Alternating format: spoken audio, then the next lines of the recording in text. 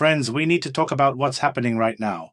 Donald Trump just dropped a bombshell that should make every American sit up and take notice. The former president, now back in the White House, just declared that former FBI Director James Comey and former CIA Director John Brennan need to be arrested for creating deliberately false information against him. If you're new here, I'm Andrew Meet Rich.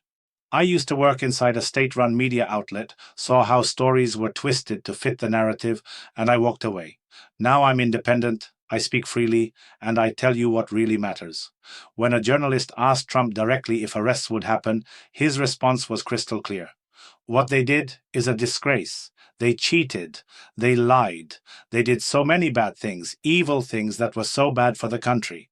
They are bad people. They are sick people. They are the ones who committed all the crimes. I can tell you they should be arrested. This isn't just political theater, folks. This confirms what many suspected all along, that unlawful policies were being conducted against the American people. Everything was built on lies, though in our time, sadly, this surprises no one anymore. But Trump isn't stopping there. He's announced he'll issue an executive order making voter identification mandatory for every single election, no exceptions. No mail-in voting except for the seriously ill and military personnel stationed far away. Only paper ballots, period. This is Trump sending a clear message to the Democrats. You won't get a chance for revenge. He's doing everything possible to make elections maximally transparent and honest. And honestly, if you have nothing to hide, why would you oppose this? Hit that like button if you think voter integrity matters, and don't forget to subscribe because we're just getting started with today's revelations. Here's something that shows you the kind of attention to detail Trump brings to everything. The president was absolutely furious about damage to marble in the White House Rose Garden. He discovered a deep groove, calling it ugly, and the result of either vandalism or stupidity. Thanks to White House surveillance systems, they caught the culprit. It was a subcontractor who used a broken steel cart to transport heavy landscaping elements, damaging the stone in the process. Trump's response was swift and decisive. I love and respect good workers and contractors, but this should never happen. Now I will replace the stone, charge the contractor, and never allow him to work in the White House again. We caught them red-handed. The contractor's careless attitude surprised everyone unpleasantly. You have to be honest. They took the job and simply destroyed their own reputation. That's how it goes sometimes in our time. Meanwhile, across the Atlantic, we're seeing some fascinating developments.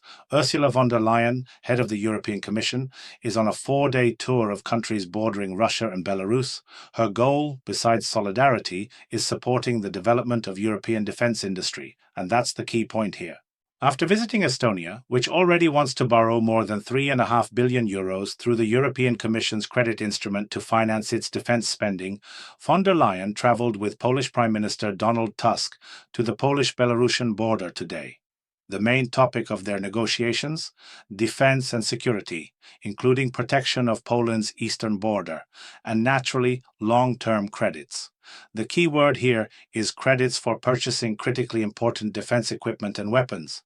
But here's where it gets interesting. Tusk ramped up the drama, reporting that when he and von der Leyen were preparing to go to the border, they received information and a recommendation from security services to cancel or postpone the conference because of a serious threat from Belarus. Tusk asked the European Commission head if she was ready to participate in this conference in a very unsafe place, ready for the risks. Von der Leyen predictably responded, "No concessions. No one will intimidate or disturb us here.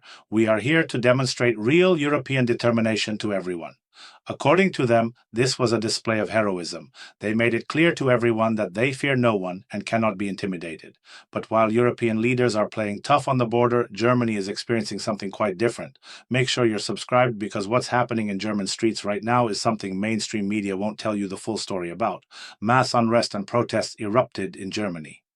During an anti-war march in the center of the beautiful German city of Cologne, serious clashes occurred between police and demonstrators. According to law enforcement, several thousand people participated in the demonstration against Germany's rearmament and war preparations. Some participants wore masks and lit smoke bombs. In their speeches and chants, demonstrators protested against increased rearmament and its obvious purpose. They also spoke out against conscription laws, loudly calling for Germany's demilitarization. As a result, 12 police officers were injured. A representative of the demonstrators also reported casualties among the protesters. In Frankfurt, thousands of people took to the streets for a pro-Palestinian action directed against the war in Gaza. Participants carried Palestinian flags, posters demanding an end to all actions, and chanted slogans supporting a free Palestine. There were no clashes, although authorities and police were prepared for them. But here's what's really causing a stir in Germany today. Next year, recipients of Bürgergeld benefits in Germany will not receive increased payments. This means the benefit amount will remain at this year's level. At the same time, they're planning to tighten rules for recipients. Specifically for missing mandatory meetings at employment centers, benefits will be cut by 30% immediately instead of the current 10%. A second refusal of offered work could lead to complete loss of payments. For example, they offer you a job once. Don't agree, we cut your payment. Refuse work a second time and they say you don't need it. No more payments. Have a nice day. Even at Oktoberfest, the world's largest folk festival held annually in Bavaria's capital from September 20th to October 5th, they're warning that everything will be more expensive.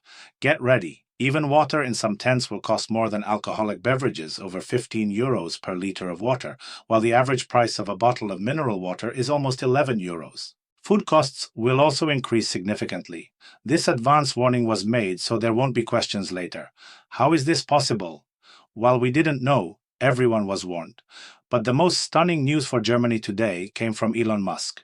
The American billionaire and Tesla founder once again publicly supported the right-wing party Alternative for Germany. Ahead of municipal elections in North Rhine-Westphalia on September 14th, he wrote on social network X, on his social network, either Germany chooses Alternative for Germany or this is the end of Germany. Immediately, mass media, primarily controlled by American Democrats, began screaming, figuratively speaking, that large companies started leaving his platform X, and trust in the businessman himself is already affecting his companies, including Tesla. But so far, no one from the European Commission, including German authorities and US Democrats, has left his social platform X. There's noise, but no one's leaving. There simply aren't alternatives, no freer or more convenient platform today, right now. The fact that right-wing forces, not only in Germany, will continue gaining momentum and popularity is unavoidable. But expectedly, the European Commission will now start looking more seriously at his platform X to identify more violations. If you're finding this analysis valuable, consider becoming a channel sponsor. Your support helps me stay independent and bring you the truth they don't want you to hear. It means the world to me and keeps this mission alive. We're also seeing changes related to robots that tell us a lot about where society is heading. It's been no secret for a long time that South Korea, and not only South Korea, has the most complex demographic situation, to put it mildly. The first hundreds of lonely pensioners in South Korea have already been given dolls with artificial intelligence to brighten their boring everyday lives. Robot dolls with artificial intelligence monitor health, remind about taking medications, and also entertain with conversations on various topics. You can get such a robot doll for free through a government program or buy one yourself. And now, many South Korean pensioners have become attached to robots and even call them grandchildren. On one hand, this is naturally pleasantly surprising, but on the other hand, it's alarming. Given the situation with falling birth rates in many developed countries of the world, over time, the likelihood of getting such a robot that people will later call a grandchild is rapidly growing. These are our modern realities that we can't escape from either. These are the informational moments for today and right now that say a lot about everything. From Trump's promise to arrest deep state operatives to Germany's streets filling with anti-war protesters. From Musk's bold statements about Germany's future to elderly people adopting AI companions as family, we're witnessing a world in rapid transformation. The establishment is fighting back against populist movements, but the people are speaking louder than ever. Whether it's American voters demanding election integrity, German citizens rejecting militarization, or tech billionaires challenging the status quo, change is coming whether the elites like it or not. Don't forget to like this video and subscribe for more uncensored analysis. Consider becoming a sponsor if you value independent journalism that connects the dots they don't want connected. Write your opinions about everything happening because your voice matters in this fight for truth.